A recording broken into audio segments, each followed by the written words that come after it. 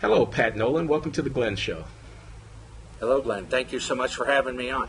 So this is Glenn Loury of bloggingheads.tv and Brown University, and I'm talking with Pat Nolan, who's president of the Justice Fellowship Ministry, and we're going to be talking here about the work that he does and about the ongoing politics and reform movement that's afoot in the area of criminal justice policy, crime punishment, prisons, and how we deal with the victims of crime and those who are incarcerated because they have committed crimes, and the work that Pat is doing. So I'm very glad to have this opportunity, Pat.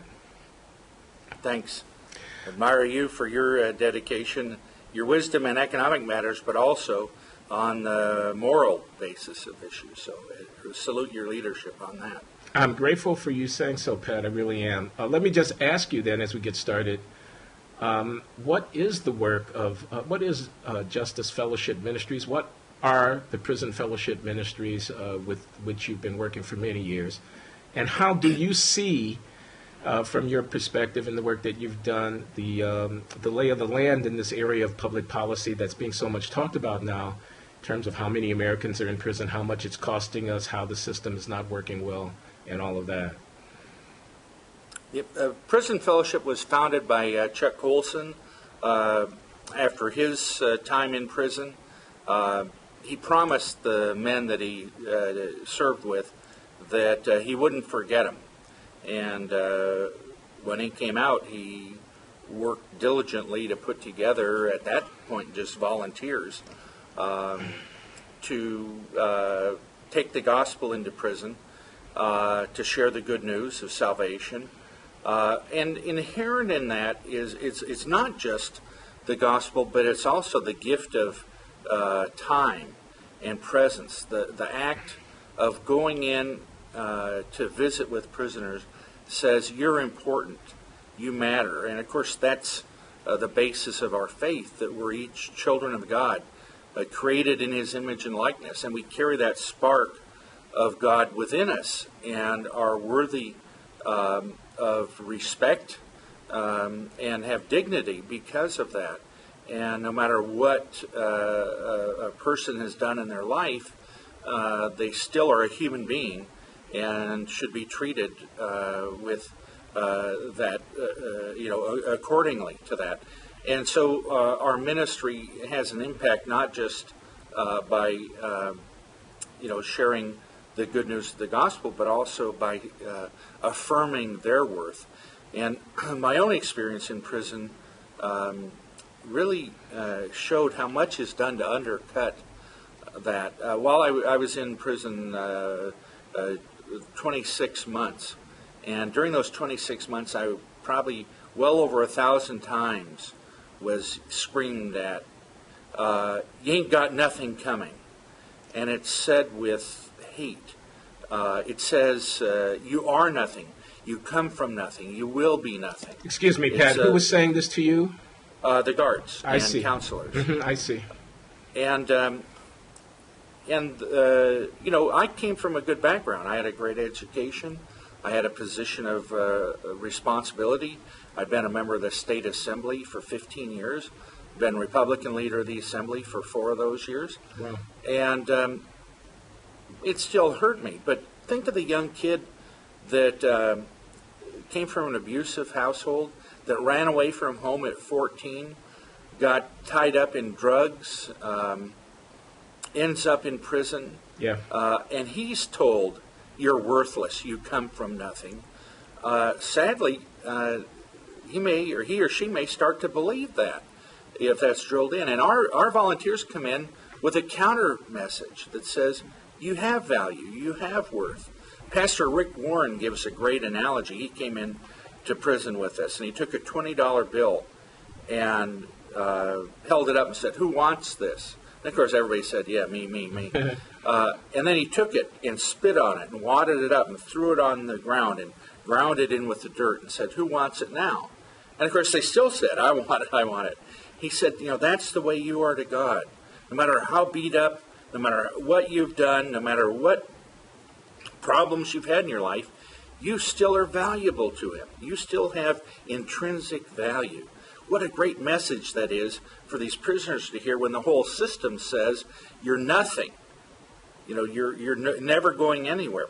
So as Chuck took the gospel into prison, he saw that the inmates didn't take us very seriously if we also didn't care about their families and about what kind of future they had when they got out, and even the justice system that placed them there. And Chuck founded Justice Fellowship to address those issues, those broader criminal justice issues, not just an individual inmate, but the laws, and trying to create an atmosphere in which the family can be kept together while they're incarcerated, in which the inmates are prepared to lead fulfilling, contributing life when they get out, and addressing even the injustices that may have occurred in the system that placed them there. And it's astounding that people have really rallied behind that. People that most people would say are unlikely allies in this, but through a number of issues, we've put together coalitions of left and right that have addressed important issues involving inmates and the criminal justice system, and it's really crossed all ideological and theological grounds. I'll just give you a couple of examples. Well, excuse me, Pat, for interrupting, but before you go on, and I definitely want to hear about that, I just want to say a couple of things first. I mean, one of them is that, okay, this is a set of Christian ministries that grow out of the example that was set by Jesus at the crucifixion, where he looks across at the thief hanging on a cross next to him, and he ministers to that person, and he offers him salvation. He gives that person hope. And you're setting now that very Christ-like example in the work that you are doing, which I greatly admire. I think I ought to note for the record here that, I don't know, it's been 10 years or so now, but I used to serve on the board of Prison Fellowship Ministries some years ago, and have been involved in the work of the ministry at that time. But having noted that, I just want to ask you, Pat, in your talk about maintaining this charitable and cognizant of the humanity of the inmate attitude, what about the victims?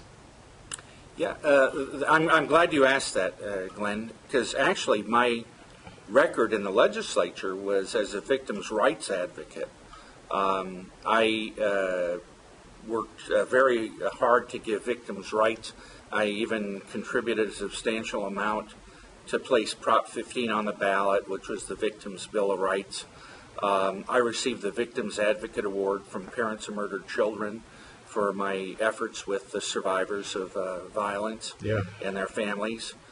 So that very much was my record. Working with prisoners is, frankly, all part of the same, if you have a biblical worldview, because Christ came to reconcile us, not only to God, but to each other. And part of what we tell the inmates is it's your responsibility to make things right with the people you've harmed. Crime is a legal matter, but also it's a moral matter. Indeed. The first crime was recorded in the Bible was Cain killing Abel.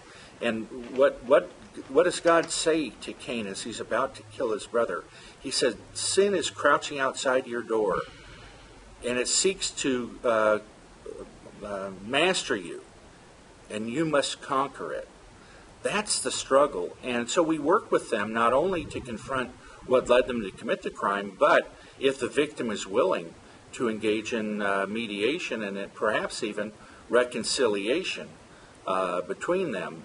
We also strongly advocate that victims have a voice in the process.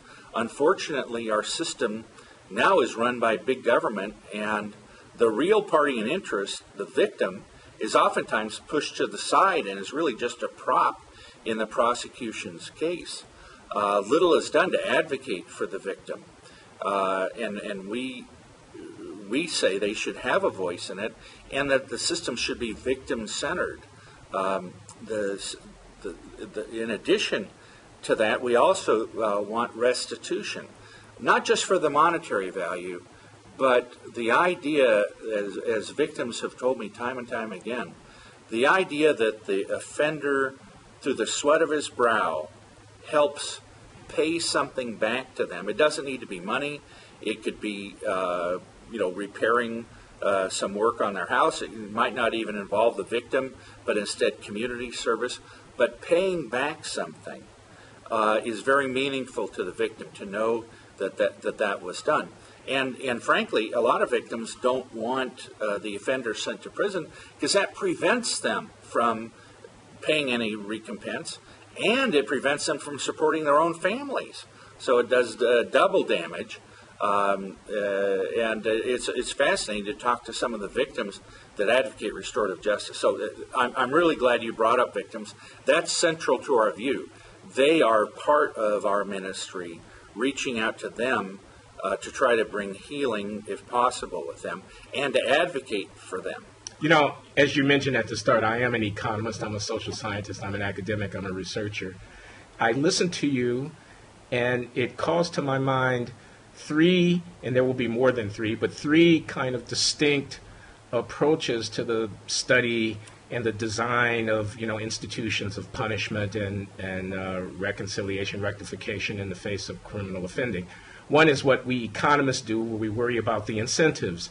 So we say, if we're going to punish the guy and the guy knows he's going to be punished, we deter him from doing the crime. Or we say, if we got the guy under custody and he's a bad guy, then he's not out there doing the crime. And then we can say, how much does it cost? How much do we benefit? And so on. Another would be maybe the criminologist, who would talk about what are the factors that are implicated in people's criminal offending, what environments are more likely to lead to offense, what policing techniques are the best, and all of that. But it strikes me that you've just described a really different philosophical approach to thinking about criminal justice policy, which I'm going to characterize, and I'd like your reaction, as relational. I mean, the offense causes a break in the social fabric, in the moral fabric, yes, that needs to be healed. That involves the victim, that involves the offender, it involves the relationship between the two, it involves their relationship to society, our relationships to them. And the institutions that we've created may be very poor. They may give the right incentives or not. They may incapacitate people who might otherwise be offending and thereby contribute to public safety or not. But they may be very poor at dealing with the relational damage, the spiritual damage that's done to persons and to the society by the fact of crime.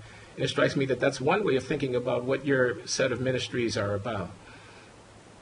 I think you're right on point there, Glenn. It is relational. We treat it as transactional, but it really isn't. You use the perfect phrase. It tears the fabric, not only the relationship of the victim and the offender, but the community, the people that live in fear because that occurred. There are all sorts of people affected by crime in addition to the victim. We call them secondary victims. There are witnesses to the crime. Yeah. There are neighbors who are concerned. But the police officer that takes the report, fair enough, they're affected by this. Yeah. The jurors that hear the story, the lawyers involved in the case, the judge. There's this ripple effect. And if that harm in relationships isn't addressed, that wound stays there. And in fact, we know that wounds build on wounds, and there are layers of scar tissue that develop. And frankly, I think part of our problems in society is that we've been dealing with it on a transactional basis and missing that whole aspect of relationships that go unaddressed.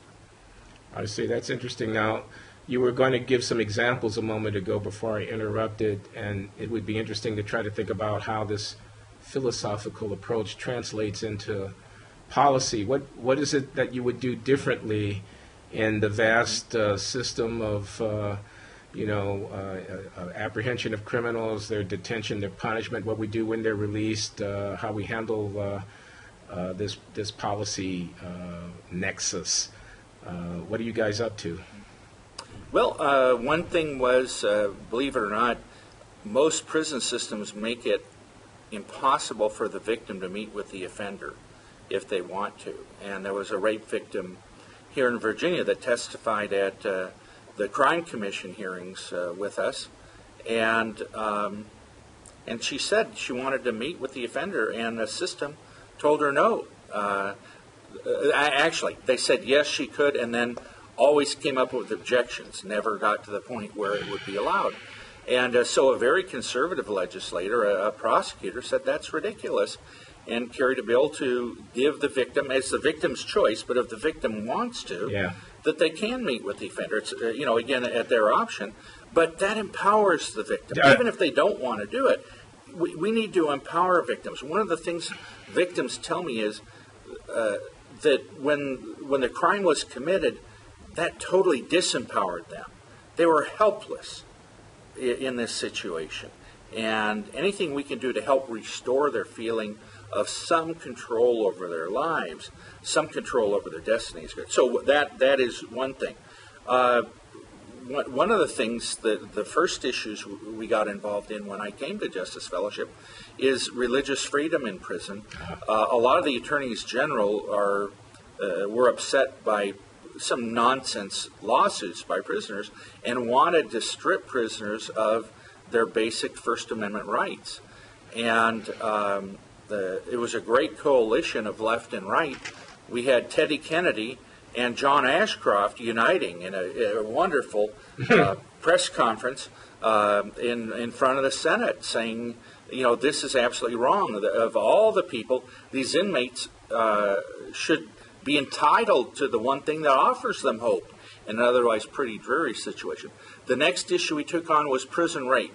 After the religious freedom issue, which we won, and in fact it's gone to the Supreme Court twice and been upheld, then prison rape, which is just a moral offense. It's creating more victims. And we got Teddy Kennedy again, along with Jeff Sessions, former Attorney General of Alabama, former U.S. Attorney. Yeah. And again, a powerful duo. And Jeff Sessions said something really that really touched a lot of people. He said, I've sent thousands of people to prison for horrible crimes, but not one of their sentences included being raped. And that it's a stain on our country to do that. So that passed, and now we have standards that are holding prison officials accountable for ending that. Then we said prisoners need to be prepared to live productive, contributing lives when they get out.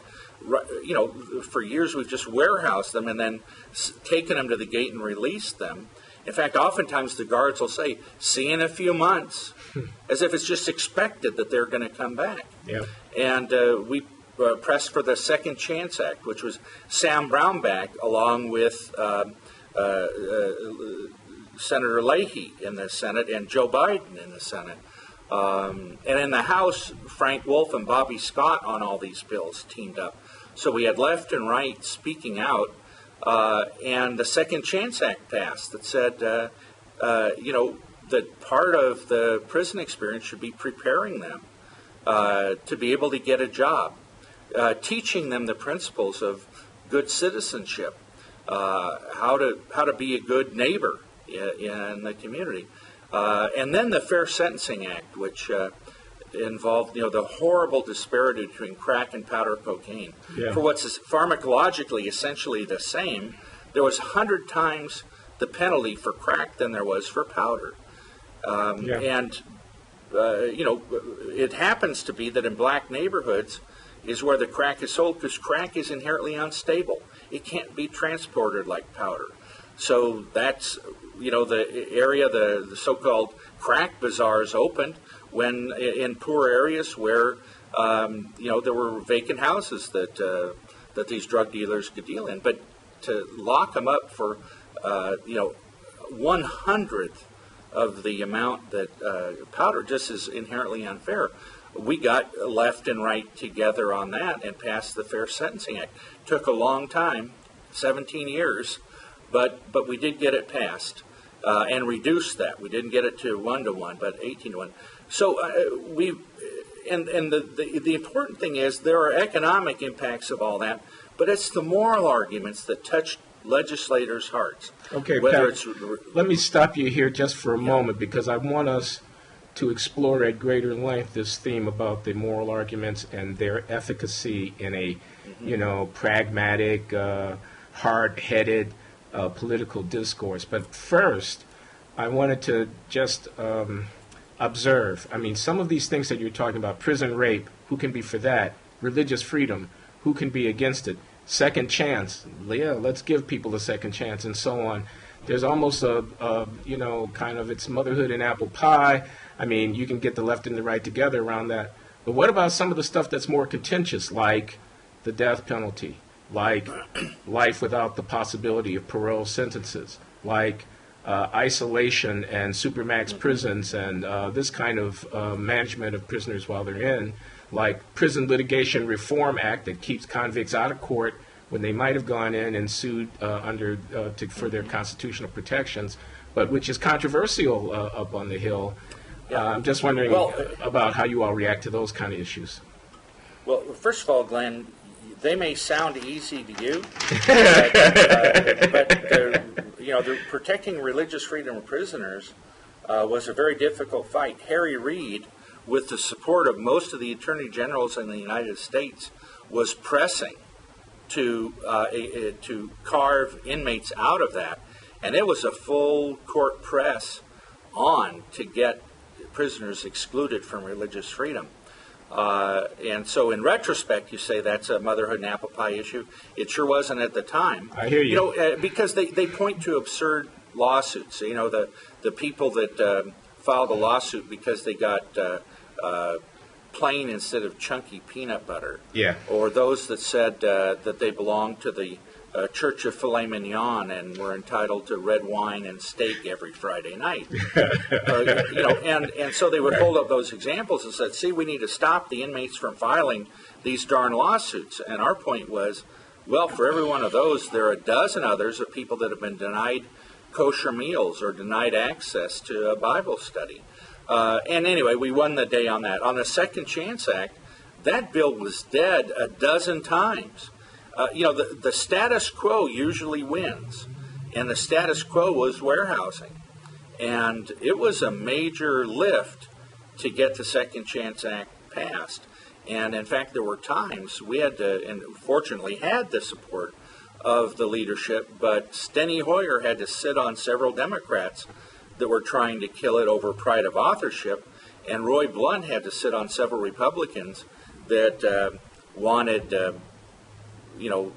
require religious programs to be funded. And we said, that's a battle for another day. Let's work on the Second Chance Act. But every one of the bills I mentioned, of prison rape, the attorney generals were very strong undercutting that, saying, first of all, A, it doesn't happen, and or B, as the Secretary of Corrections of Massachusetts said, what can I say? It's prison, as if prisoners should expect to be raped while they're in prison. There was strong opposition to that, and it was a major lift to get that passed. So anyway, the issues you said are contentious, but like on the life without parole, Prison Fellowship filed a friend of the court brief with the Supreme Court on the two cases in Florida, the juvenile life without parole, making the moral argument that it's offensive to our country and what we stand for, that young people would be tossed in jail for something they did as teens that would make them die in prison of old age without giving them a second chance. Yeah. And if you read Justice Kennedy's opinion, it follows the lines of our brief pretty well. Yeah, I have done. It was the moral arguments that carried the day. On the death penalty, frankly, Glenn, we don't take a position because there are people that agree with us on everything else that are bitterly divided over that. Right. And frankly, there's so many issues before we get to that point that. Let me press you. Let me press you on this a bit, Pat. Yeah. How could the Jesus that you and I know affirm the death penalty? Well, again, as an organization, we don't take the position. Sorry to put you on the spot, Pat. I really am. No. It's a serious question, but I have very strong feelings on it, Glenn. I hear you. As an organization, you don't take a position. Okay. Yeah. I respect that. Let's talk about this, the kind of structure of the politics of this, because I'm impressed as you give your war story report about how difficult it was to get some of this stuff done. Second Chance Act was a major lift, opposition even to the prison rape litigation. So you're up there on Capitol Hill. You know how bills get enacted into law and how coalitions that will support them get put together. And I'm just wondering, because much is being written now by political scientists and policy pundits on this process of reform of public policy with respect to crime and punishment, and some writers, I think, give short shrift to the weight of moral argument in this area. I mean, let's talk about budgets. Let's talk about what the science will support. Let's talk about more effective policing strategies and what they're doing in New York City, stop and frisk, blah, blah, blah. But talking about, our moral obligations to each other as citizens, about the ethic of what kind of people are we, if this is the way we deal with those who commit crimes and those who are victimized by them and so on, seems to maybe get short shrift in some of that discussion. And you were just about to talk about that. And I wanted to give you, an open field to relate your point of view on that issue. Well, thank you, because, there tends to be there's a tendency to try to treat these things as just abstract political science measures. But what I've found is that it's the moral basis that opens the door, opens the hearts, if you will, of legislators, and gets them to at least consider changes. Then the practical or financial arguments, or that the impact of the current policies aren't making us safer, works. But to get their attention, to open their mind, you got to open their heart, and I found it's the moral issues. One of the key things is viewing inmates as human beings. That's the hardest thing. It's easy to talk about them, convicts, reprobates, scum of the earth. I hear all this stuff. And if you're thinking of inmates in those terms, we're not going to win. That's a losing battle. We have to change the focus of the debate so that people know we're talking about human beings. Put a face on these inmates. They're somebody's child or brother or daughter, that, yes, they made mistakes. They also did things in life that are worthwhile. And what I found is it's the moral argument, whether it's religious freedom or prison rape or second chance or crack powder, it's the moral argument that gets the attention of the legislators. And then we can come up with practical arguments. We formed a group called Right on Crime. Yes, sir. Which we've recruited several high-profile conservatives to propose reforms and sign a statement endorsing these reforms. Leaders such as Ed Meese, Jeb Bush, Newt Gingrich, David Keene, Grover Norquist, and it's been a powerful, effective tool. They didn't just sign up because of the economics. They signed up because they're convinced that inmates are human beings, that inmates should have a future, that inmates' families should be able to be reunited when they're finished with their sentence, when they paid their price to society. And that's been a powerful, had a powerful impact, not just on conservatives, but on liberals too, because it's freed up the liberals who are afraid of being accused of being soft on crime. If they can point and say, Ed Meese and Newt Gingrich have endorsed these, as well as these Republican legislators, it's a lot harder for somebody to attack them as being soft on crime. So, frankly, the liberal legislators are as appreciative of Right on Crime as the conservatives. And one of the things we've done, at the beginning of this show, you said that prisons are big government. They are. It's big government writ large. There's no power we give government greater than the ability to take someone and strip them of everything. Yeah. of their time, their family, their livelihood, and control every aspect of their life, even unto possibly putting them to death, that is big government writ large. And conservatives should be naturally reluctant to give that authority over. And that's been part of our message, that we have built this leviathan of laws, Lilliputian laws that tie down Gulliver and are making it impossible for people to live lives. Beria, who was Stalin's head of the NKVD, said, "You bring me the man, I'll find the crime." Well, today, that's true.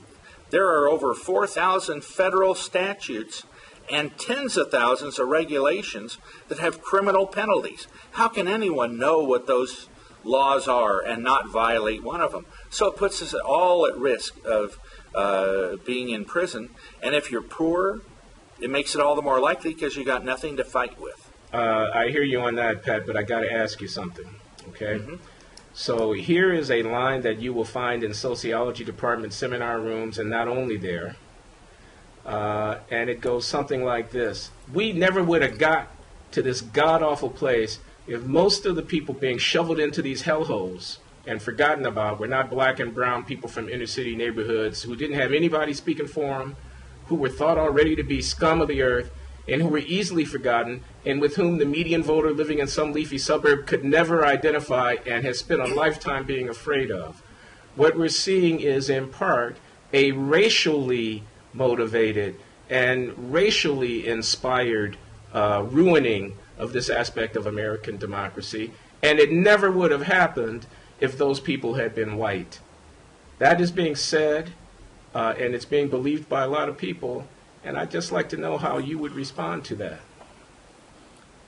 Well, I'd say the first part of what you said is absolutely right, but I don't think it's any conscious racism that does it. There are sins of omission as well as commission. And you're right. If they're not looking at people that look like me, if, they don't live in my district, then I'm less concerned about it. And I do think that, there's no way anybody, and Chuck Colson and I talked about this many times, there's no way you can be in a modern prison and not look around and say there's something really wrong. There's so many black and brown faces in here compared to the population. A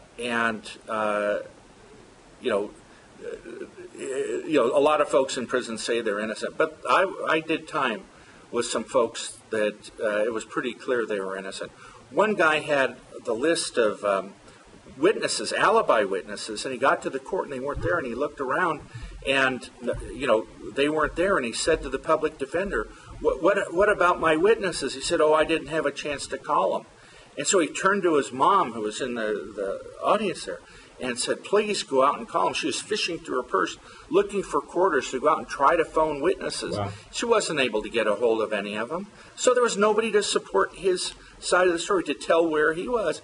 And, the system just overwhelmed him. It just engulfed him. He didn't have the means to hire a lawyer or an investigator to do that. So I think you're absolutely right that a big thing, or a big factor in the disproportionate incarceration of people of color is that they are poor, they don't have access to the law, and frankly, they're a lot more likely to be pulled over, frisked, or stopped.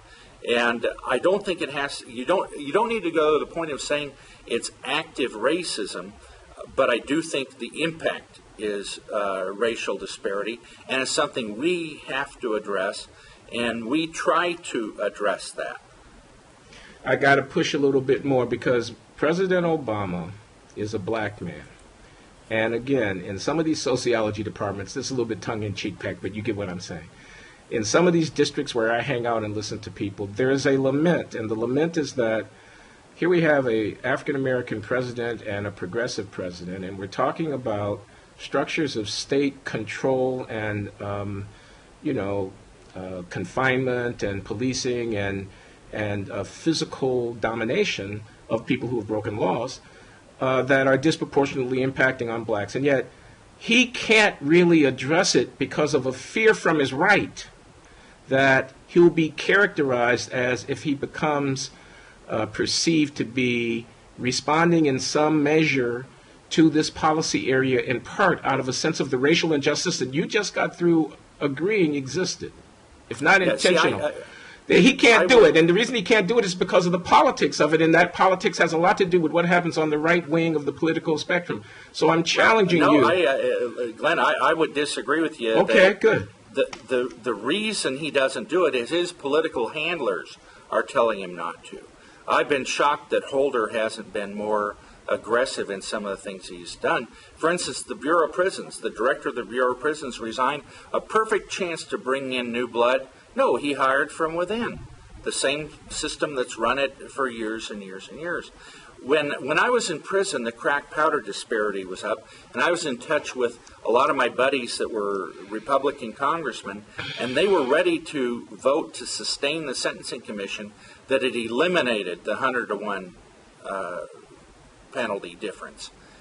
Then Janet Reno came out and attacked the Sentencing Commission reform, and the Democrats lined up trying to get to the Republicans right on that issue. And so the 35 Republicans who were going to vote to change the crack powder disparity shrunk to 17 because they didn't want the Democrats to get to the right. It's Democrat political consultants that are doing this. And I would say that much like Nixon could go to China, but Hubert Humphrey would have been called a commie for doing it. Right. So also Republican governors are the one leading the reform efforts. Texas has dramatically lowered its prison population. They've eliminated 3 new prisons they were going to build and put that money, half of that money instead went into helping the mentally ill and those with drug addiction in the community. They were followed by Georgia, Governor Deal down there, Pennsylvania, Governor Corbett, Ohio, Governor Kasich, Louisiana, Governor Jindal. What do they have in common? They're Republicans. Right. Because Republicans can do this without fear of being attacked for being soft on crime. That's why you're seeing Republican leadership on this. Now, the Democrats are more than happy to cooperate. In Texas, Jerry Madden, the Republican head of the Corrections Committee in the House, had help from John Whitmire, a longtime Democrat in the Senate. So we have bipartisan cooperation.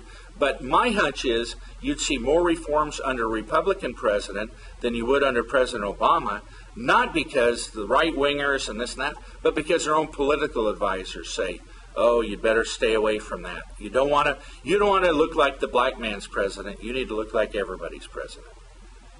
That's an interesting take, that insiders on the president's team crafting his image not to look too black, while conservatives deeply enmeshed in the policy reform process on crime and punishment lament that the black attorney general and the black president aren't bolder and more aggressive in pushing for reforms that they think they could get votes on the Republican side of the aisle to get behind.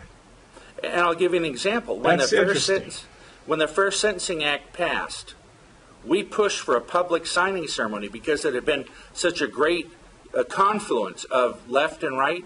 Instead, he had a private ceremony with just the authors of the bill in private. Why? Why didn't he have a public ceremony? When George Bush signed the Second Chance Act, they were going to do it in private, and myself and some others raised holy heck about it, and they had a wonderful ceremony, over 200 people, literally the Rainbow Coalition. You had John Conyers and Jeff Sessions standing there with the president signing this, and a crowd of people celebrating bipartisan support for doing something to help prisoners with the future. Bush could do that over the advice of his advisors, too, that had tried to stop it. Obama couldn't. His advisors said, don't do this. Don't sign this. Sign the bill, but don't sign it in public. It'll look bad. You know what fascinates me about this Pat Nolan, conservative Republican from Southern California, is that you and Cornel West could have been giving the same speech just now. Because Cornell would have used a slightly different twist. He would have said, the president and the attorney general haven't had a mumbling word to say, even about the reforms that their own party is prepared to pass into law. They have to go into the closet and hide from the public while they do the right thing. Mm-hmm. You know, but that's what you just said. And that's interesting to me. Well, I've never met Mr. West, but I think we'd have a good time talking about these things. Yeah, well, let me see what I can do about that. Let me ask you this, though. Jim Webb, Senator Webb, who's left the Senate, has left the Senate. Yeah. But when he came in, you and I both know that he made a big deal out of trying to move on this issue and trying to get a national commission established that would recommend legislation and so forth. And he wasn't entirely successful. Would you agree with that assessment? And the question is, if you do agree, why do you think that, given that the politics is such as you've just described it, why do you think that effort didn't succeed? Well, first of all, Jim was courageous for doing that. I spent quite a bit of time with him before he introduced it, and it was great of him to do that, and it was needed and should have passed. I think a couple of factors. Number one, he was a freshman senator, and in the Senate, you're supposed to, be shut up and, collect your paycheck and make a quorum, and that's absurd. And here this national hero that, fought so bravely for us in combat was supposed to sit and, in a corner in the Senate. He wasn't going to do it. But frankly, that ruffled feathers. Secondly, he naively went to Speaker Pelosi and the Majority Whip, Steny Hoyer, and that offended the Black Caucus. And for months, they stayed off the bill because he didn't go to them first. And that's tragic. Ronald Reagan used to say, "There's no limit to the good you can accomplish if you don't care who gets credit for it." Yeah. And so that delayed it. And then and I've said this publicly. I love Mr. Webb, but he's a prickly character. He's not warm and fuzzy. And frankly, for that type of issue. You need a Lyndon Johnson or Joe Biden personality was really necessary to, create the personal relationships to get that done. Jim thought this is good on the merits. People should vote for it on the merits. And sadly, that's not the way a lot of things are done on the Capitol Hill. So it foundered there. What was a terrific idea, and I hope somebody else picks up the work that Senator Webb did and carries on.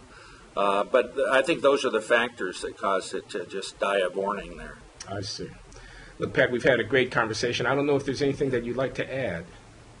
Just thank you. I appreciate this time, but also for your leadership on economic issues, but also moral issues. Thank you. Bless you, Pat. I appreciate your saying that. And look, man, let's let this not be the last conversation that we have. Good. Okay. I agree. Thanks again. Bye-bye. Bye-bye now.